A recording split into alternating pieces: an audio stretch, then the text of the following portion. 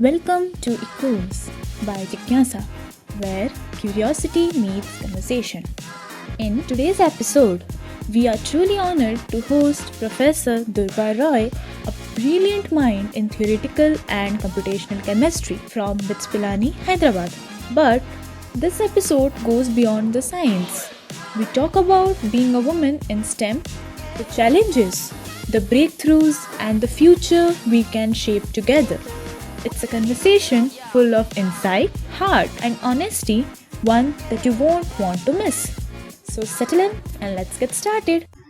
Hello, ma'am. Welcome to the podcast. Thank you. We're pleased to have you here. It's a pleasure as well. So we should proceed with the questions then? Yeah, sure. Okay. The first question goes like, ma'am, I would love to know what sparked your interest in pursuing a journey in the field of science, and was there any particular experience or influence that motivated you to explore this? Well, yeah. So I was thinking, was thinking about this question, and when I look back down the lane, I see that when I was a very young kid, my father used to do a lot of household work and do things, chores and things. I have an elder sister, but I don't have any brother. So I used to be his constant companion. I used to do things here and there, repairing small things, and then in the process I learned a lot of things, and that triggered my interest in tools. I could handle a lot of tools actually at a young age. Like we had a car, and I used to repair small things here and there. So from there, I guess it started. But I was also interested in teaching simultaneously, and I used to play. I think go back those days, we didn't have any distraction, right? No mobile, nothing. So we had those dolls and things. So what I used to do, I used to set up a mock classroom, and I used to use a chalk. All girls and maybe boys also play like that. So it was there, and I think that triggered. But somehow down the lane, I felt that I'm more comfortable doing science and maths and physics.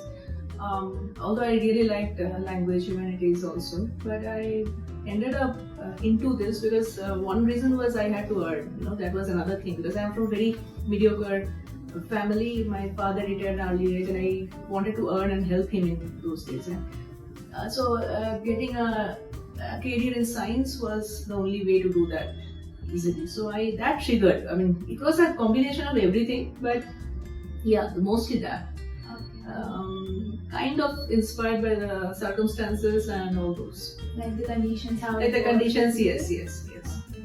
Ma'am, and ma'am, we can take few minutes in talking about your research, exactly what you work on or what is it? Right. So my research experience was kind of a little bit unique. I started working in my PhD, which is considered as the groundwork of research actually. There I joined Professor Kankan Bhattacharya's lab. So he is not no more. He was a renowned laser spectroscopist of that era. Still a lot of important things that he observed are being referred. I mean, he's a hugely cited chemist. And I joined his lab in Kolkata. It was an Indian Association for the Cultivation of Science. So he started in that period of time. Very few labs had ultra-fast lasers. So he was working with ultra-fast lasers and ultra-fast dynamics. That means which are very fast actually, which you can't do or can't observe just with naked eye. So these were all picosecond and maybe sub-picosecond dynamics that he was trying to figure out. So I joined that lab, so it was a 100% experimental lab. But then as I was studying those systems, molecular systems, I felt that I don't really understand my experimental results well. But at that point of time, we didn't have any other choice, so we kept on doing the experiments. But later, in my postdoc, I joined a lab at Penn State. My professor was doing both experiment and computation. So that time I got a chance to move into computation. Then hence, it's been almost 15 years or so, I'm doing computation. So now I am comfortable doing it. I like it. Basically, you're more interested towards computation. Yes. It helps me to justify and rationalize the experimental observation well. Okay. So I like that. And another thing is, this is the only subject where very small amount of funding is required to get started. For experiments, mostly you need to set up the lab, you need a lot of resources. When you start your own lab, usually what happens is funding is restricted. especially in countries like us, we have to think about what kind of problems we are going to deal with. So if you know computation, it will keep on going. So you will never stop. Even if you have a small, reasonable amount of funding, like about say 5 lakh or 6 lakh, you can get a reasonable workstation and that will keep you going. But you can't set up an experimental lab in 5 lakhs. So that was another thing that I thought that was justified. And that over the years we have developed a lab, of course, but initially that was the How initially you started working on your labs, or how did you Ah, that was the first machines. I still have that HP.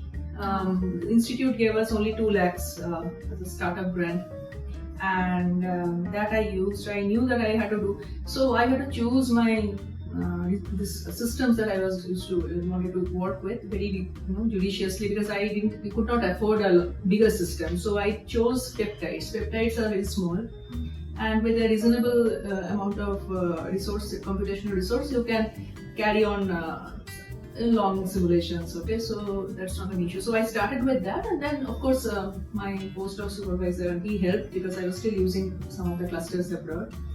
Then eventually we got our own cluster here. So now the resources are there.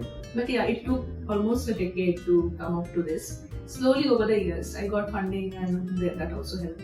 So that's so it's an incremental process. It doesn't happen in one day. gradual process? Yes. It is a cumulative incremental process. You keep on adding things. Yes. Okay. Seems interesting, ma'am. Ma'am, did you face resistance or stereotypes when you choose a career in science? Yes. Especially in my, I don't know whether, I would say that some things are ingrained in our mind that certain things females cannot do, or they are not able to do, especially physical labor. So in my PhD lab, all my lab mates were male. Okay, and I'm not sure whether my supervisor did it intentionally or it just happened that he told us that most of the works were hard, labor intensive, and you may not be able to do. For example, you have to carry laser tables are huge, very heavy actually, and all the components you have to are quite heavy. So as a female, they may not think that I will be able to do. So that was, and first day I still remember I went to request him that would you take me as a student, because at those days you have to really plead to at least take me as a student. So I went and he told me you hold your hand like this. So I was thinking like what he wants me to do. So I hold my hand like this, and then he said I want to see whether the hand is shaking or not. Okay. So because if it shakes like this, you can't work with very ultra-sensitive instrument, then you can end up damaging those. So he wanted to check before, so this kind of thing, and then towards the end he was convinced probably that I can do, but it took a long time. And still now, in many cases, you will feel, unless you prove that, okay, see, look, I can do it, people will have some sort of bias. Like from the start, you had some phases like stereotypes or something you faced? No, but so as I said, I faced during my PhD initially, but then I overcame gradually as I proceeded through my career, different milestones I reached, gradually I overcame. But you have to really walk that extra length to prove yourself. Sometimes that is required. This is one thing. And second thing is, a lot of diversions are there for females that I, honestly at this stage I can see, when I look back, I see that maybe it's a combination of my fate and my intention, my wish, God's wish that I have come this way, because there could have been n number of pathways I could have gotten deflected. Okay, family bolo. So there are hundreds of reasons why. That's why so many PhD students are coming. Female PhD students, if you compare the thing, the percentage of female PhD students is 50-50 now, as compared to male. But how many of them are continuing after that? Where are they getting lost? When it comes to academy or any kind of professional thing, only 10% are working. So the 40% are lost. It was a huge loss for a country, because to raise a PhD, remember that a country spends huge amount of money. There it does not discriminate between female and male. We are paying equally, okay? This is academia mein ye hota hai ki we pay equally, okay? So in other professions, sometimes you can see discrepancies. Actor, actress, you can see those news that they are paid differently. In sports also they pay differently. But in academia, you don't. You pay irrespective of the gender. So it is not gender biased in that. So it's a very safe environment where you can express yourself. Okay, so that is something there. So I do feel that females have a lot of things to consider before they Then choose. why do you think it exactly happens? Like you come up with like 50% are there, and then after some time- Mostly post PhD, because by the time you end up doing PhD, you are already like 25, 26 years of age. And given the situation in India and the society of India, you have a lot of pressure from family to get yourself settled, which I don't, blame them also. But the thing is, in that process, most of the female students lose their track, because they get engrossed into the family and then they can't come out until the family supports. So that is a very big thing, and we need to do a lot of work in that area. That we have to sensitize the families also that these people are getting lost. Don't let them get lost. Let them come out. Okay, but this thing is in Hyderabad, probably in big metros, you probably see that the thing is better, but certain areas it is really skewed. You can see that. Okay. Like, ma'am, what are the myths and misconceptions people have about women in science? First thing is they think that we can't think, or our intellectual abilities are. I mean, there is no scientific proof to that, but this is just a misconception that there are areas where we can't perform as. We can do stereotyped work. If somebody gives us a prescription to mix this A with B and C, that we will do very diligently. But when it comes to innovative things and certain things where you are doing computation and especially math-oriented things, sometimes people think that females are not. But this idea is changing because more researchers are coming up. Female researchers are coming up. They're proving themselves also. See, unless you prove yourself, you can't change the thing. Okay, so that is one of the reasons why it is very important that you should not only you, I mean, by that is a generic term I'm using, the female researchers should be very meticulous about the role that they are going to play while they are doing their PhD and in any other career options. So they should not take things very callously. They should put that extra effort, and with that extra effort they can go a long way.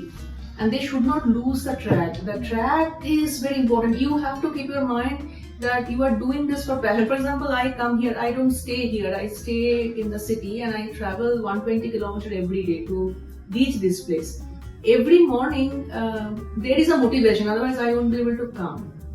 Now, one of my colleagues, she asked me, what drives you to come from there? I have 8 o'clock classes here. If I have 8 o'clock, I start from my home at 6:30. And I do that irrespective of everything. I mean, sometimes family things are there, but I have to sort and plan very meticulously ahead of time that I have this. So what is that thing that pushes me? Probably this independence.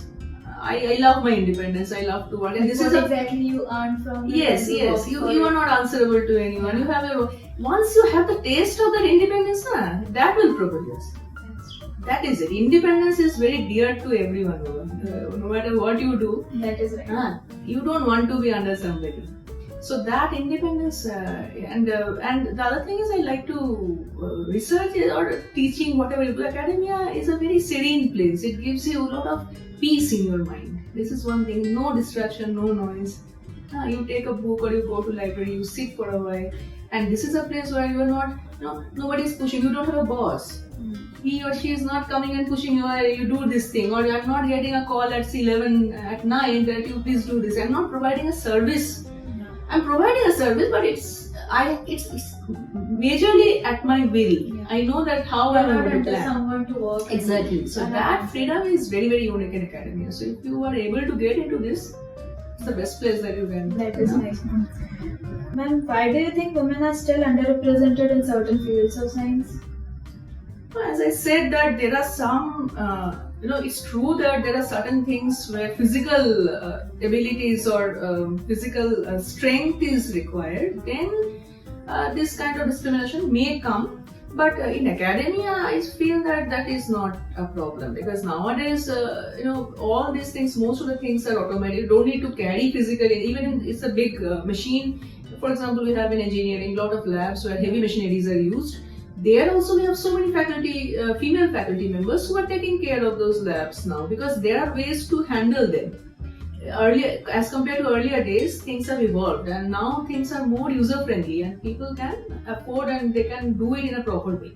So the situation is more congenial to females now, and more females should come up now, withholding those whatever prejudices and things they have. Just push them aside, and they should come. Once you experience, you will figure out a way to overcome those shortcomings as well, if at all there is anything. But the main shortcoming is we don't plan. Family bolo ya jo bhi hai, you need to plan ahead of time. If you plan ahead of time, how are you going to take? Then things will be working. So you have to plan. That is the only key. That's what I feel. That is true. That is absolutely true. How do you balance the demands of a scientific career with the personal life? Oh wait, just now I said planning. See, I know they are paying me, so I am committed to certain work. I am committed to my institute, so I can't say no when I am required here. Okay? So if I have a lab at 8 or a class at 8, I am supposed to be there at 7:45. So that I can't compromise, and I won't compromise. That is my principle. I am very, I stick to my time. Time is very important to me, and sometimes it drives me crazy, but that is what I follow, and that has helped me. So I'm never late unless something has happened, unfortunate thing. I usually 10 or 15 minutes before time. So if you stick to your time and if you plan certain things which if you see that you are not able to achieve or you can't do, say no, that I am not able to do. But if you promise or commit something that I am going to do, stick to your commitment. That will help you balance. So that can be at your workplace, and that can be for your family. If you give time to your family, say I'm going to come back at say 4 p.m. You try to come back. Otherwise, you don't say. The thing is, somebody will be expecting you, and don't breach that trust. So that is one thing. The second thing is, we should not push ourselves also too much. We should have realistic goals. Sometimes we are in frenzy and we try to achieve a lot, which may not be in our hand. That may disturb the balance. If you want to keep the balance, keep realistic goals and see you will be able to achieve them comfortably. So that comfort zone has to be, you have to talk to yourself, what am I looking for? What is my aim? Basically the discipline and the... So you talk to yourself, okay, this is my aim. How am I going to achieve that? So this is how my plan is. So that way if you do it, that exercise, you will be able to achieve that balance. Otherwise, and don't depend on anyone. Plan in such a way that it's in your control. Life is in your control. If you keep some things, dependent, if you're dependent on somebody else, then that control is lost. So as much as possible, for example, I have a driver. That dependence I'm not able to overcome. So suppose he is late or he is not coming, that perturbs my entire routine. So imagine that if I can drive that thing and get rid of this driver, then my dependence is lost. Then life comes back into my hand. So like that I'm saying. So as much as possible, if you can keep that in control, that independence and discipline is the best way. Discipline, time, maybe some sacrifice. A lot of not some, actually quite a bit of sacrifice. Yeah. Okay. How do you think all the above discussed problems can be solved, ma'am? Are there we need to rely on time, or there are some solutions to it?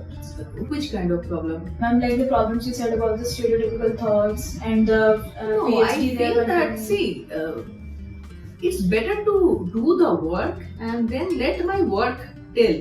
See, I can tell a lot of things. I can now go out and shout that, look, I am able to do, I am capable of doing this, don't stereotype me, don't underestimate me. But why will they trust me if I am not able to, give them deliver the expected thing? Suppose they trust me with something today and they find me capable of doing. When I, deliver my goals, when I deliver my things that I'm supposed to do, automatically the trust will come. So it's a symbiotic thing. They need good people to work, and if they find that goodness in you, automatically they will take it. Nobody does trouble. They don't care whether female or male. The only thing they care is the output. So if you are able to give the output, no matter what, so intellectual level में हो या physical level जो भी हो, they will take you. So that's how I look at it. I don't, and I don't pay much attention to what people say. The people, they keep on saying things, so sometimes you have to ignore. Yeah. Got it, ma'am. Ma'am, we are nearly to the end of the podcast. Yes. Like, our one final question Sure. I'll ask you. What advice will you give to your younger self or the people, like the girls coming up to be a scientist in the near future? I think the first thing is you should work on knowledge. You should give the primary importance to knowledge. Don't rush through things, even if the society and people put you in a rat race.